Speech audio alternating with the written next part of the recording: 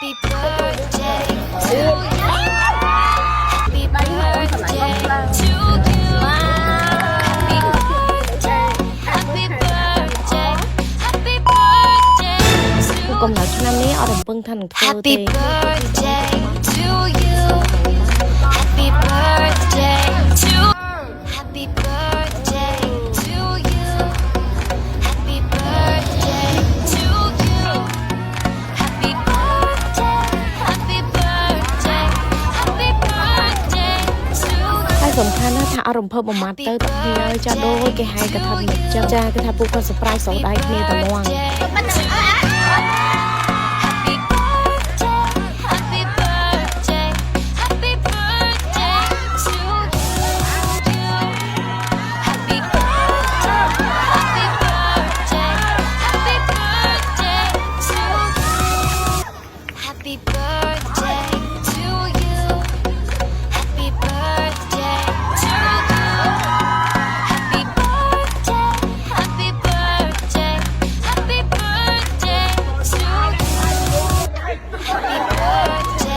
to you. Happy birthday to you.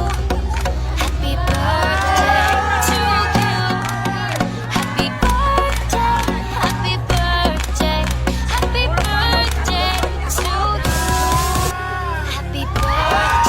to you. Happy birthday to you. Happy birthday to you. Happy birthday. Happy birthday. Happy birthday to you. Happy birthday to you. ហើយចង់វីដេអូនេះស្ដាប់សំឡេងរៀលទៅវាមានន័យជា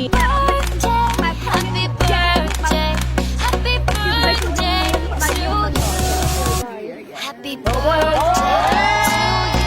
Happy birthday to you. Happy birthday to you. Happy birthday. Happy birthday. Happy birthday to you. Happy birthday. ហើយថ្ងៃ birthday របស់ខ្ញុំក៏បានធ្វើមួយសម្រាប់សារ៉ា birthday to you. Happy birthday. Happy birthday.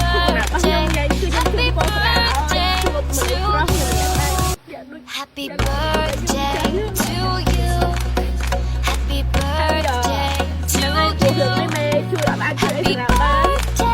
Happy birthday. Happy birthday. Happy birthday to you. Happy birthday to you. Happy birthday to you. Happy birthday. Happy birthday. Happy birthday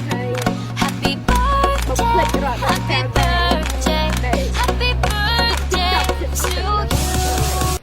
Happy birthday to you. Happy birthday to you. Happy birthday. Happy birthday. Happy birthday to you. Happy birthday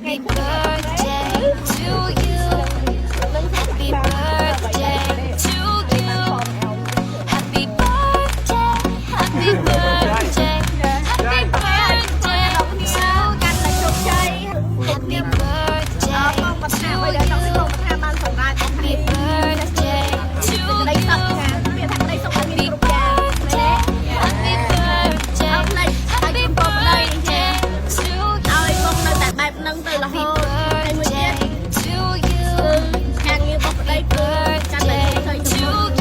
Happy birthday. Happy birthday. Happy birthday to you.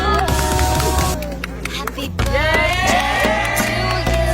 ចាហើយបន្តមកទៀតក៏មានជាការផ្លុំនំខេកជាបន្តបន្ទាប់ហើយខ្ញុំពិតជារំភើបនៅក្តីស្រឡាញ់ចំពោះខ្លួនខ្ញុំដែលពួកគាត់តែងតែឲ្យតម្លៃនិងនឹកឃើញខ្ញុំគ្រប់ពេលវេលាគ្រប់ទង្វើវាជាភាពស្មោះសរដែលចេញពីកៅបេះដូងដោយគ្មានការបង្ខិតបង្ខំហើយគ្រប់គ្នាតែងតែធ្វើវាជារៀងរាល់ឆ្នាំសម្រាប់ខ្ញុំជាចាំទោះបីជាកាដូអីក៏ដោយសម្រាប់ខ្ញុំដែលចេញពីក្តីស្រឡាញ់គឺសុទ្ធតែមានន័យទាំងអស់អ្វីដែលពួកគាត់អាចផ្លេចនោះគឺការជួបរត់នឹងបងប្អូនគឺជានិមិត្តរូបរបស់ខ្ញុំផ្ទាល់ហើយក៏ជានិមិត្តរូបរបស់ព្រះមីផងដែរនៅកាដូនេះលើការពេជ្រនេះវិញចាម្ចាស់កាដូឆ្លៀតទៅសួរម្ចាស់ហាងពេជ្រទៀតគាត់សួរថា តែពេលខ្ញុំទៅទិញពេជ្រកាលពីលើកមុនណាថែមនេះលើការដែលខ្ញុំចូលចិត្តហ្នឹងគឺរឿងបែបម៉េចនិយាយទៅគឺពួកគាត់ខ្ញុំសិក្សាស្វែងយល់ពីចំណង់ចំណូលចិត្តខ្ញុំមែនតើហ្មងកដោខ្លះទៀតក៏ចូលលុយគ្នាផ្សេងនិយាយចំទៅគ្រប់យ៉ាងវាគឺជាការរួមចំណែកក្តីស្រឡាញ់ទាំងអស់សួរថារបស់ថតទាំងអស់ហ្នឹងគឺខ្ញុំអាចទិញបានរាប់រយដងតែអ្វីដែលខ្ញុំអាចទិញបានគឺពេលវេលាល្អហើយនឹងក្តីស្រឡាញ់ដ៏ស្មោះត្រង់ចេញពីការអើបេះដូងរបស់ពួកគាត់ដោយទាំងអស់គ្នាឃើញអញ្ចឹងទស្សនភាពហ្នឹងគឺសិទ្ធិការជប់រាល់ឯសារតែពួកគាត់ដឹងថាចំណង់ចំណូលចិត្តរបស់ខ្ញុំនិមិត្តរូបរបស់ខ្ញុំគឺពួកគាត់អាចចោលបានទេហើយវគ្គនេះគឺវគ្គដែលខ្ញុំធ្វើអត់កដោប្តីម្ដងហើយកដោដែលប្តីខ្ញុំឲ្យហ្នឹងគឺជាកដោដែលខ្ញុំមិនដែលរំពឹងសោះឡើយថាបានយើងមិននិយាយរឿងលុយទេតែយើងនិយាយរឿងពេលវេលាដែលយើងទៅធ្វើកាបូបហ្នឹងដោយសារខ្ញុំឃើញគេ share តគ្នាអញ្ចឹងណាហើយកាបូបមួយនោះគឺខ្ញុំស្រឡាញ់ខ្លាំងមែនតើបងប្អូនហើយបើខ្ញុំនិយាយអញ្ចឹងខ្ញុំឃើញគេ share តគ្នាខ្ញុំគិតថាកាបូបនេះគឺមានម្ចាស់ហើយខ្ញុំមកក៏ចង់ឲ្យប្តីខ្ញុំធ្វើខ្ញុំដូចគ្នាប៉ុន្តែក្នុងការដែលធ្វើកាបូបហ្នឹងមួយអាចចំណាយពេលរហូតដល់2ខែតែពេលដែលខ្ញុំឃើញកាបូបហ្នឹងគឺគៀបថ្ងៃ birthday ខ្ញុំបាត់ហើយអញ្ចឹងខ្ញុំក៏គិតថាវាគ្មានសង្ឃឹមទេប្រហែលជាប្តីខ្ញុំនឹងឲ្យកាដូផ្សេងវិញខ្ញុំអញ្ចឹងណាបងប្អូនអូយតែចុងក្រោយដូចខ្ញុំនិយាយអញ្ចឹងរបស់ខ្លះយើងអត់រំពឹងទេបងប្អូនតែបែរជាបានមកនៅក្នុងដៃឃើញកាច់យ៉ាងមានក្តីសុខទៀតដល់ពេលនេះបងប្អូនខ្ញុំរំភើបអត់ទាន់បាត់ទេចុងក្រោយខ្ញុំនៅតែអាចខ្លាចជាម្ចាស់កាបូបនេះមួយនឹងវាជាម៉ូដដែលខ្ញុំស្រឡាញ់បំផុតហើយនេះវិញចាជានំខេកដែលបានមកពីហាង DDK គាត់បានជួយខ្ញុំឲ្យគូកំណើតផងដែរហើយបើរឿងសាច់គូសុននេះវិញបងប្អូនខ្ញុំមកដាក់ color ពណ៌និងគូ eyeliner នេះប្រហែលជាមើលដល់ខ្ញុំ make up ទេត្រូវហើយសារតែការ cover របស់គូសុននេះគឺអត់ក្រាស់ទេសាច់ស្ដាងបិទបាំងស្នាមបានល្អហើយធន់មកបែបធម្មជាតិទៀតវាសាច់មុខយើងគឺ